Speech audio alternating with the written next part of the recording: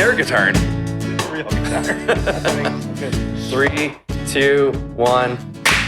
We're in it now. All right, we're in it. Welcome to the first episode of the Beer Banter podcast. Hello. I'm your host, Trevor Cox. With me is Jamie Morris. Am I guest host?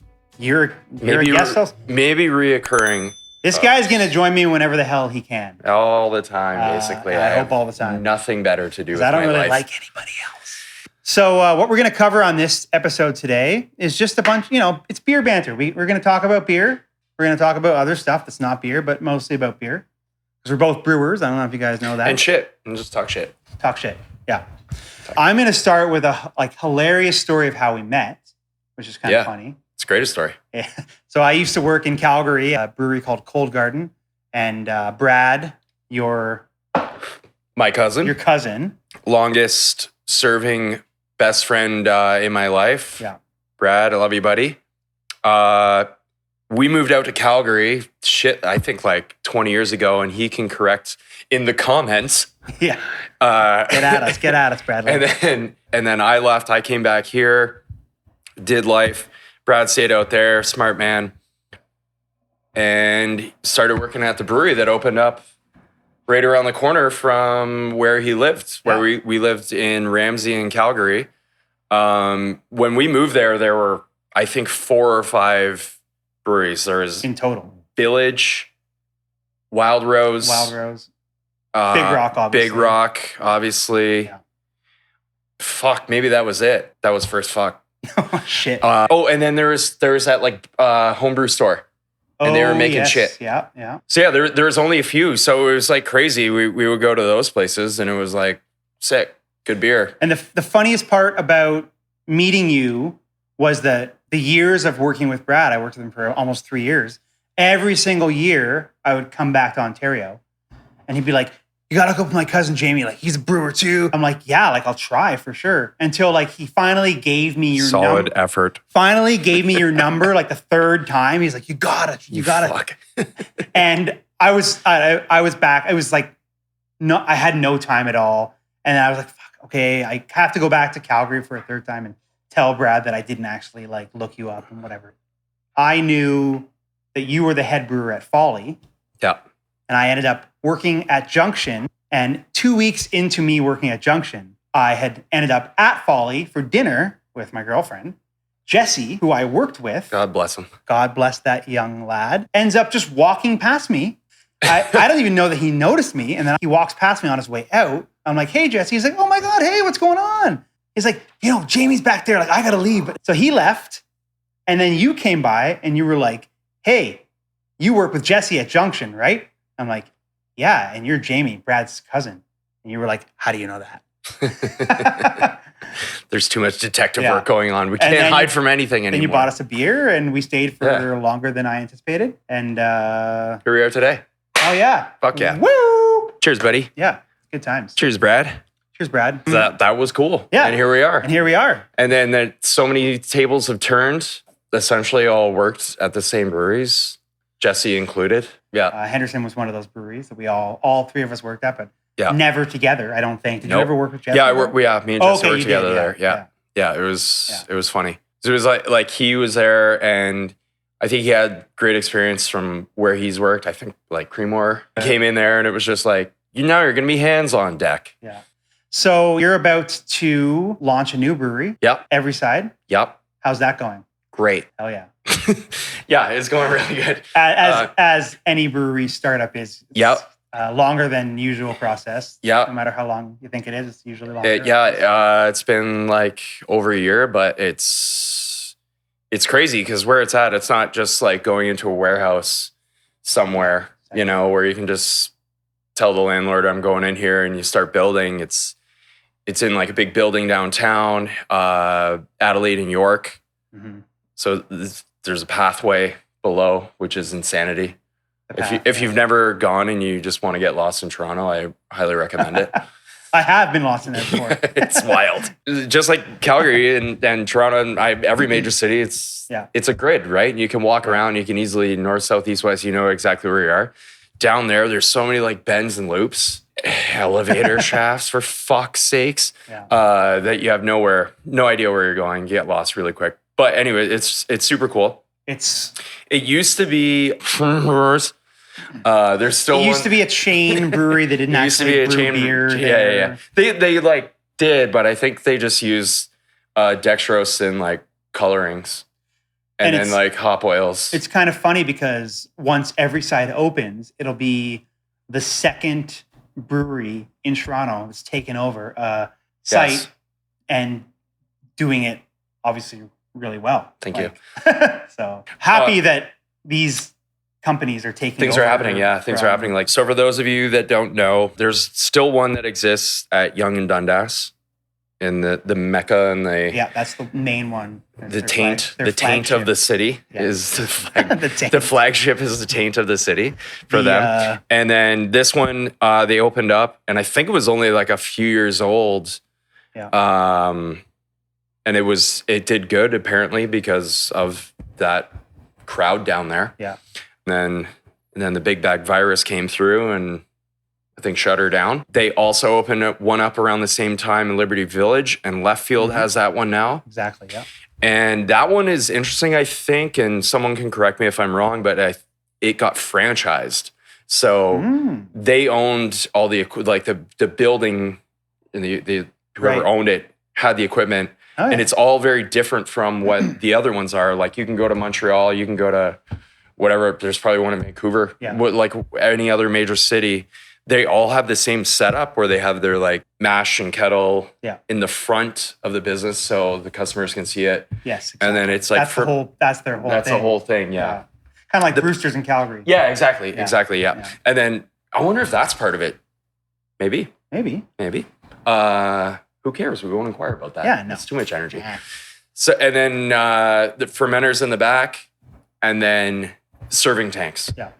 And so that's what Left Field has. It's great. It's really shiny and nice in there. Very nice. They don't have those god-awful brass-plated. Yeah.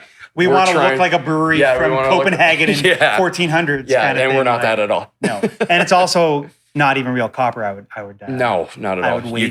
I would wager a Franklin that it's not real copper. You could push your finger right through that, baby. Yeah, it'll turn green if it's not. Oh yeah, wiped down properly. So probably peel the sticker right off of it. Yeah.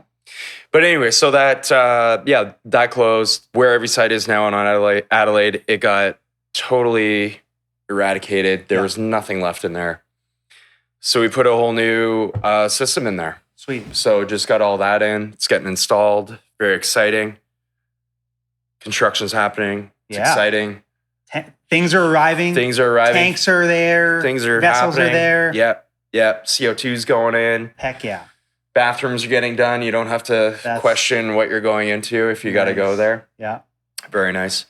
Hopefully, it should be start of April. Start doing some soft opens. Well, if you want updates on that, you're going to have to keep coming right here because nobody's going to know better than this guy. We'll probably keep updating. Yeah. And maybe do a little adventure and do a little bit down there. Yeah. Once we get in. Heck yeah. Because that'll be fun. Yeah. What do you want? This is our assistant producer. So let's get a beer. All right. Sweet. Do it. So Easy Lager. Everyside. These three core beers, we got a lager, IPA, amber. They're all 4%. Awesome. Going for super crushies. I do remember being at the launch at the St. John's Tavern. Yeah. I remember how crushable they all were because we crushed a few. Numerous. Cheers, buddy. Cheers. Inaugural. Nice. All right. Dog's going absolutely freaking haywire now. So that's good. Good. Easy Lager. Cheers. Every side of it. No tariffs on this stuff. Hell yeah. Only perfect timing. Only discounts. Just like the brewing equipment coming in from China. Yeah, exactly. Couldn't have nailed it better. Yeah. So you're brewing currently 3 brands. Yep. With a 4th one on the way? So it'll be the three core beers, and then we'll do like 3 or so on site. Nice. Of like rotating taps. Beautiful. And then I think it's like 45 taps we have. Wow. So it's all the sort of the concept of Everyside is every side of the city, bringing everyone together and Together. and yeah, showcasing sort of the best of what Toronto has. Hell yeah. Or GTA, we'll say. So that's awesome. Yeah, we're going to have everybody on there. I do remember when we were at the St. John's Tavern for the launch. Yeah. And it's just like, all right, yeah. And that was like about a year, almost a year. It was like April, was it? Yeah. So getting close to a year. Fuck. Yeah. Wow. Holy. That maybe lines up good then that the launch party was a year ago and then the actual space opening is a year later. We'll get there. We'll get there. And Keep us updated. You'll all be invited. You'll all be invited. Every single one of you is invited. All two of you. So all two of you listening. We hope there's more. So on the topic of beer, both been brewers for 6 years now. Yeah. And you've been in the industry for how long? A little longer, I think. Like 10 years, I guess. Yeah. What's if you can remember, what's one of the favorite beers that you ever brewed? The best one that came from a homebrew batch that I did was a charred Ontario peach Rauch beer. Ontario Rauch beer. So was it smoky or? Fuck yeah. It was so smoky. Nice. Number 4. Yeah. We all sat in the sort of the side loading dock beside the entranceway where you go in. Oh yeah. Yeah. So, and bunch of staff, we just sat out there with a bunch of baskets. I think I remember hearing having like sheet pans. Yeah, we got a bunch of sheet pans from, I think the Drake was next door, and we knew those guys very well. So Timmy Steele, shout out Timmy Steele. He was cooking there, and he's like, "Yeah, you can use our sheet pans." And I was like, Nice. "Sick! I got a giant fucking torch, Yeah, nice. propane tank." And then everybody was, half in peaches. I'm thinking of like Putting them on the sheet pans, putting them on milk crates because they had an abundance of milk crates. And then we just like blowtorch the shit out of them. For me, I'm thinking of the beginning of Lethal Weapon 4. Absolutely. The guy who's listening to "The Whole World's on Fire." We scalded the shit out of those peaches and then we just dumped them in the top of the fermenter. Oh, yeah. Let them rip. Yeah, let them rip. And yeah, it was really good. Did you get any fermentability out of that, you think? It popped up. Yeah. I think it finished I think around like 5%. So it probably got another like 5.5%, 6%. Heck yeah. I think it finished that. It was great. Yeah, that was a really good one. And they were great because they let us a bunch of us that work there were homebrewers and used to play and had an opportunity to showcase a beer, which is really fun. I do remember looking back at some photos when I was at Henderson, and there's like old photos just hanging around. There's one of you and somebody else with like some kind of like leaf blower or something on the canning line, or a vacuum or something. Yeah, it looked like something you rigged up because something broke or something. Yeah. So one of the problems that was happening. This is a deep cut for the brewers listening, which is probably the only two of you.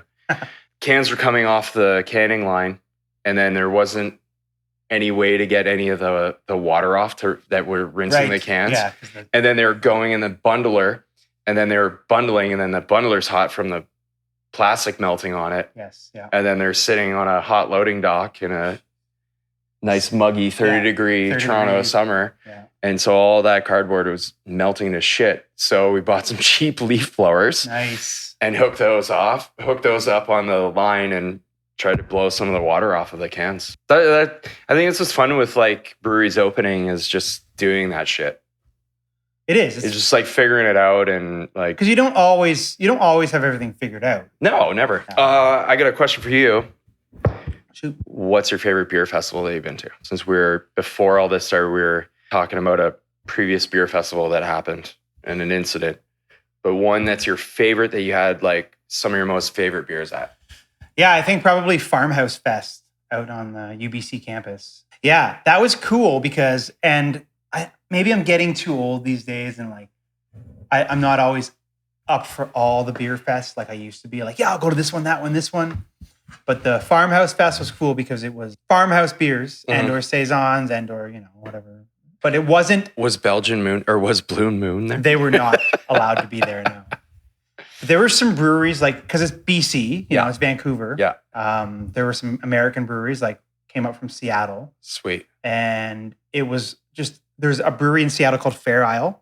Christy and I were there a few years ago when we went to Seattle. Fair Isle, if anyone's out in the Seattle area, it's an amazing brewery. They were at Farmhouse Fest, and we didn't get to try everything we wanted when we were in Seattle at the brewery because we had to get back to our hotel and do a bunch of other crap. So it was really cool to be able to enjoy not just a bunch of cool breweries from Canada altogether, but some breweries from everywhere. Seattle is you don't get to go there that often, and it's going to be a lot more expensive to go there these days. But I'd say that's probably my favorite. And that and the Calgary International Beer Fest was always a good time. Oh yeah. I also got to give a shout out to the Banff Craft Beer Fest, which is usually at the Cave and Basin. It's cool. the most beautiful area to have a beer fest. So. Wait, there's Banff Brewery too, right? Or Banff Brewery? Banff Brew Co. Right. Yeah. That one's pretty good. They're good. That's been there for a while. They've been there, since the 2000s. Yeah, the early aughts. Yeah. Jeez. Yeah. Those were the days though back in Calgary going Canmore Banff Beer Fest because beautiful. It's just they don't have room for every brewery. So you can't go to 100 different breweries. It's only maybe 15 or 20. Yeah. So it's the smaller ones, the more intimate, ones, but summer beer fests are cool outdoors and whatnot, but the winter ones are nice. Yeah, it's nice. Winter craft beer fest. It's cozy. As long as it's not too cold. And your balls off. Well, and when there's some nice snow around as well. Yeah. It kind of, and in the mountains, keeps it nice and warm. And the snow, the fire. So moving on here, what are we talking about? Well, you sell these? Yeah. Yeah. So currently selling these out of the bars at John and Adelaide, which is part of the group. St. John's Tavern, Melrose, Piccolo. Piccolo has a little bodega. Oh, nice. That you can buy Canadian wines. Yes. And Everyside beer. Yeah, perfect. And then exclusively on tap at those venues as the house beer. I think you can order them online. Delivery? Through the website. Nice. And then, we use a delivery partner to get them to your ass. And what's the website for anybody else? Drinkeveryside.com. Drinkeveryside.com. Drinkeveryside.com. Drinkeveryside.com, right? It's working? You just say that. I think people know how to www. Yeah, you don't have to. World War. What's W in Roman numeral? I only know Roman numerals. World War billion. I only know Roman numeral numbers because of Rocky. And that goes to 4, and that's an I and a V. Well, it goes to 6. Actually. Oh, yeah, it's 6. Fuck. Well, it goes to 5, and then it's Rocky Balboa, which is technically Rocky 6. What's the last one? Is that Rocky Balboa? Rocky 5. Rocky 5. Well, no, the last one's technically Rocky Balboa. That's where he's training the kid? Yeah. No, that's Rocky 5, where he's training the young guy, Tommy Morrison. Rocky Balboa is when he owns a restaurant, and he makes a comeback. Makes a comeback. Yeah. And he actually fights a real boxer. Right. you got calcium deposits on most of your joints. so hard sparring is out. What am I going to do? Let's start building some hurting bombs. Wow. And he just starts working out. Oof. Hey, you don't want to believe it, but that ain't us up there no more. They were jacked, man. We can't do it the way we did it before. Him and Arnold doing the comeback movies, it's crazy. Terminator with Arnold. Even though he doesn't really need to be, because he's wearing a leather coat most of the time. Yeah, but even he would peel a leather coat off, and then he'd still be like, "Okay, yeah, you're pretty fit." Oh yeah, you're pretty fit. The Terminator 2, where he's the beginning, where he's in the honky tonk bar. Oh yeah, and he ends up being naked walking in there. Yeah, he had to be jacked for that, obviously. Need your clothes, your boots, and your motorcycle. Yeah. Yeah. So good. Love it. That was one of the first movies. I think that's a rated R movie. I think it's rated 18A at least. Sure. Now it's 18A. It used to be rated R. Just be rated R. Restricted. I think that was the first one that we watched together. That was a rated R movie. He's like, you can watch this. Yeah. This is badass. And I was like, what the fuck is going on here? It's so crazy. Good. And then went back and watched the first Terminator. Yeah. Because Terminator 2 was just 1984 like, or something like. yeah, Terminator 2 was just mind blowing. That was like 92? Yeah, 91, I think. Yeah. James Cameron. Yeah. Yeah. Oh, and then so it came out in theaters in 91. And then it took a year to get to Penny's Video on VHS. Oh, of course. Yeah. It always takes a year more. I don't even think we had a Blockbuster. Yeah. It was just like the local video store. I used to go to the Sunshine Variety store near where I lived in Oshawa at the time. Yeah. To rent movies. And it was always under my stepdad's name. And so I'll never forget how to spell his last name. McClenahan. Oh, okay. So then it was the people that owned the store. They were just like, they got to know me eventually. For the first few times, they were like, this 12-year-old kid's renting a movie? I don't think so. Like, what accounts it under? It's under Gary McClenahan. Spell that. McClenahan. Oh, okay. Nobody would know how to spell that. So you throw it in your Ninja Turtle backpack and then get on your BMX and like rip out of there. And then I get my stepdad in trouble because then my mom looks at the receipt and it's like, Gary, you rented barbed wire? What the heck are you doing? Sorry, Gary. He's all right. Yeah. I don't even know my own shit. So that's www.drinkeveryside.com. Yeah, perfect. We got it. Heck yeah. Because you don't want to just have an Everyside. You got to drink it. Yeah. That's kind of the idea. And we at the Beer Banter Podcast, just to remind you, the Beer Banter Podcast on Instagram, or it's beerbanterpodcast.com. Wait, www.beerbanterpodcast.com. And I think we would really love if people would reach out and send us beer. And we're going to start doing beer reviews. We are. That's one of the main parts of this podcast. We want to showcase the great beer in Toronto and just Ontario in general. All of Canada. Come on, Canada. Yeah, for fuck's sakes. So yeah, beer reviews. If you know of a beer that we should review or you want us to review, shout us out. You can DM us on Instagram. There will be a contact page on the website. You know, you could, if you see us on the streets, say, hey you, try this beer. Like, preferably hey hoser. Yeah, hey hoser. So yeah, get at us if you want to send us beer. And then we're spitballing here, and then we will start doing proper beer reviews. Beer reviews, and also a goal is to go on location whenever we can here and there and interview other brewers, brewery owners. There are a lot of great breweries just around this area, and also Mill Street, right below us right now. Mill Street, right below us. Old Flame, yeah. Old Flame. Great people at Old Flame as well, which is just around the corner. One of the things we want to get in is like, we want to get a nerd corner in. We want to actually get down to the nitty gritty of beer brewing, water chemistry, malts, hops, yeast, mashing,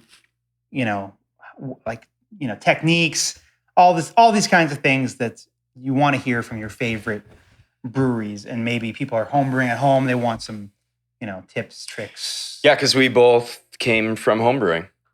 Definitely. I homebrewed. Also a start. Yeah. When did you start homebrewing? Let's go back. I started in take it back. 2014 when I moved to Canmore. I had a job that was very slow in the winter, so I had so much time. I started with a pot. Actually, I started with a Mr. Beer kit. Nice. So I started with that tin of malt syrup with my craft dinner pot, and I just heated it up and poured it in my little Mr. Beer, little plastic keg-looking fermenter thing. I think it was like a gallon. So 3.78 liters, whatever that was. Fermented it. Then when it was time, I bottled it with the little carbonation drops that you pop in. Yeah. They're basically like sugar candies. And have you ever accidentally ate one? Yeah, it just tastes like sugar. It's just dextrose, like with. You think you're gonna blow up? Rice syrup. Like, no, it's not so bad. Rice syrup. But I have a photo. Right. There's a photo on my Instagram, and I look back at it all the time because it's a photo of the 7 or 8 bottles of beer in my basement in Canmore at the time, just hanging out. And the caption was, "Can't wait to drink these beers in 2 weeks." And it turns out I could have waited because they were horrible. Mm. But I didn't stop. Good. I just kept going. Good. And the funny part is I initially got into brewing beer because my buddy Dave and we used to hang out in Canmore all the time. Hey, Dave, if you're watching or listening. Dave's not here, man. We used to drink a lot of beer, and it's back in the days where the bombers were really popular, the 650 mils, 750 mil bombers. And we used to get all these American beers that we couldn't get anywhere in Ontario. Different beers in it I've never even heard of. One brewery that stands out is Ninkasi Oh yeah. out in Oregon somewhere. Okay. They used to have their malt and hops on the label. First time I Oh, ever like saw that. ingredients that Yeah. they used on the label. Yeah. Like their IPA is like Turo, Carahel, Wheat Munich, malt. wheat malt, Yeah. and then like Chinook and Cascade hops. Cool.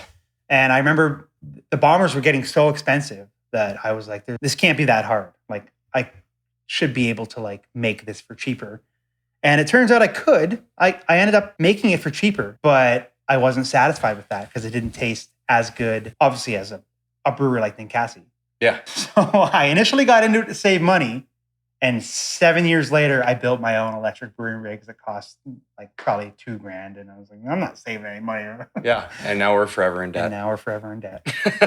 But we built this thing. Yeah, this Christy is and sick. I built this. One day we will have this fully in action. Yeah.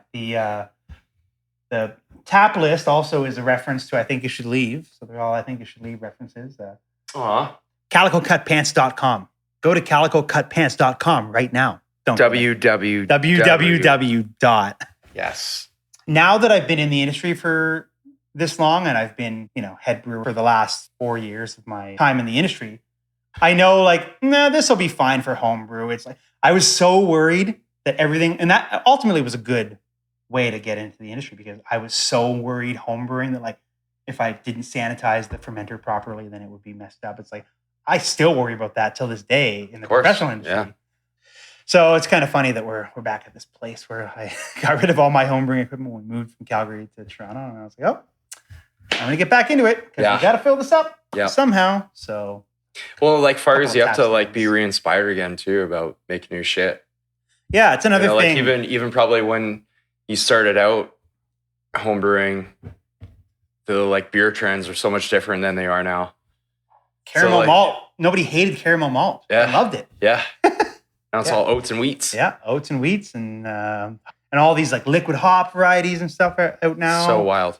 And you can also like there's oils for the production side of using all those things is just like it's crazy having extract that you can just like, you need more aroma. Yep. Here's some fruity. There you go. You don't want fruity? Here's some dank. It's pretty cool. Some terpenes.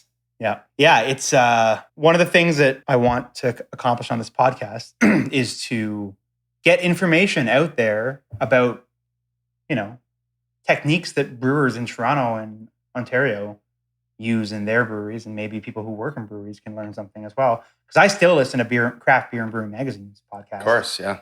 And the thing I love about that is that they interview brewers and get really deep into it. Yeah. But the thing I hate about it is that all the breweries are in America. Yeah. Some of them I've been to. Yeah.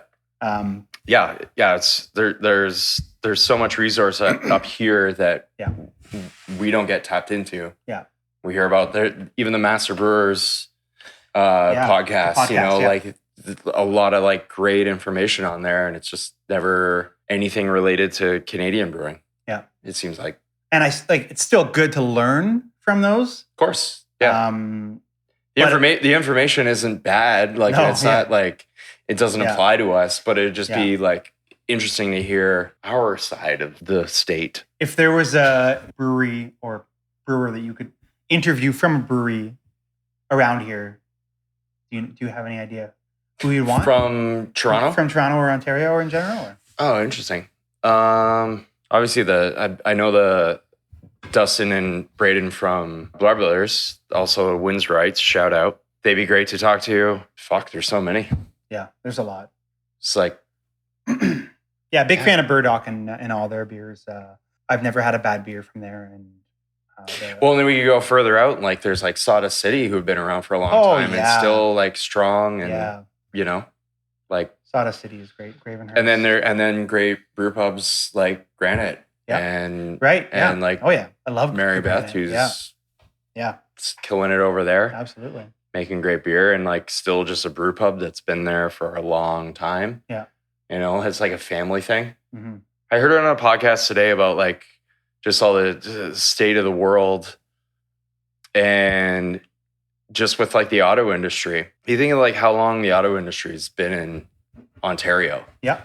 right? And like you got like generations of families that I mean, I have grew up in worked. Oshawa, so yeah. Yeah, you know. The Like GM. this guy was talking, he's 5 generations deep of GM. It's like he's like maybe my kids would want to work there, but I have no idea if that'll be a thing in the future now. So it's pretty wacky. Yeah, I mean they initially, what's going on. Not that we want to dive deep into politics, but I was just getting at that family heritage in a brewing scene or a brewery or a brew pub is very, very rare nowadays. Yeah, I agree. It's one of those things that you think about. You want it to be a thing, of course, but it's just like it's such a rare, tiny little industry that isn't like a mega force because again, like trends change. Yeah, and it's interesting because rules have changed in Canada, and I think it was around 2012 or 2013 is when all these breweries started shooting up. Yeah. Like all over the place. I was in Alberta at that time. Actually, I was in Ontario for that first year when everything started. Left Field had just opened up, and I was working at Snakes and Lagers, which doesn't exist anymore, but it's Snakes and Lattes craft beer and board game section of. It was actually really cool what they wanted to do. They ended up just merging it all together and moving into a larger. Yeah, were there 2 facility. spots? It was lattes and lagers? There ended up being 3 at one point. There was really? Lagers and then 2 Snakes and Lattes. Okay. The original one on Blue, I think. And, and they had good beer. Oh yeah. Yeah. It was a fun little spot to go hang. Yeah, the Left Field ethos was one of the ones that we always had on tap. It was the red ale. And I remember that was the last job I had before I moved out to Alberta. Left Field as well. Those guys. Yeah. Great folks. So that's trends with breweries kind of changing and all that. I really want to see a lot more breweries kind of last longer. Unfortunately, there are some breweries that have closed, or are closing. Yeah. Just in this area even too. Yeah, it's wild. Long Slice is up for sale, I heard. Nobody in there anymore. Yeah. Is there not? Nope. I haven't passed by. Everything's in there, but it's closed. So it's too bad. That's too bad. Well, if anybody out there is a millionaire, we know how to run a brewery. So. And there's Aveling as well. That's up for sale. I would assume that'd be the business and everything, though, right? It's probably the whole package. Yeah. Package deal. Like I'd hope that's the owners wanting to maybe get out. I think there's still money in Aveling. Of course, yeah. It's a beautiful spot. Yeah, like beautiful facility. I'd hope that's not because of them losing money. I think I'd hope it's just because they want to move on to something else. Yeah, retire. And the right people can take over. Yeah. Which also, again, if there's any millionaires, we are the right people. I swear I'll be good. I can't promise Trevor that. wants to be so good. I can't promise that. But it's crazy. I love in 20 years to say like, and I'm pretty sure we will be saying this, but like I'll just shout out Left Field again because it has a special place in my heart from when I was in Toronto, and then I'm like, I'm moving to Alberta, Yeah. And then I come back and Left Field's just killing it, and we just had a keg on from Left Field. There you have it. So, and I think you guys are kind of baseball fans. Oh yeah, of course. Home openers, March 27th. How many, baby? Yeah. Woo! How many bigger hockey fan? How many ball fields have you been to? Is there a tally on the 10? wall? 9? Something like that? Yeah. Is that a check mark? Scratch off. Really? Yeah. Sick. Yeah. That's cool. All right. So we got a new beer. We're shouting out this brewery. It's pretty local. Yeah. Probably the only one to the earth. Probably the only one that's going to communicate with Canada after this. Woo! Yeah. So yeah, we are fans of the Belgians. Right. So yeah, we'll shout out quick the Craft Beer Days and International Triple Day. We missed that, and here we are celebrating it now. Better late than never. Oh, that is so good. It's a nice one. That is so it's 8%, but it's so smooth. Yeah, like there's so nice. No heat. It's not like it's a 12%. You'd expect heat on that, but boozy. Normally it's spicy, but yeah, it's so smooth drinking. It's really nice. It's almost like it's back sweetened with some Belgian candy sugar or something. You think? Maybe, I don't know. but it's delish. Yeah, it's a nice one. We're going to wind down this episode here. Well, this has been wonderful, This Trevor. has been great, Jamie. Thank you so much for joining me. I'm very happy that we've done this. Cheers. Look forward to many more. Many more. Obviously. We're going to keep her ripping. Going to keep her ripping. And we hope that you guys continue to join us. Yes. And if there's any Most importantly. topics you want us to cover, get at us. And we're going to have more guests. We're going to have maybe a different backdrop next time. We'll see what happens. So thanks for joining us. That's Trevor. This is Jamie. And follow us at the Beer Banter Podcast on Instagram, beerbanterpodcast.com.ca. And life's too short. Drink great beer. Oh, yeah. Cheers. Cheers, dudes. And right about now, I can sure use a beer.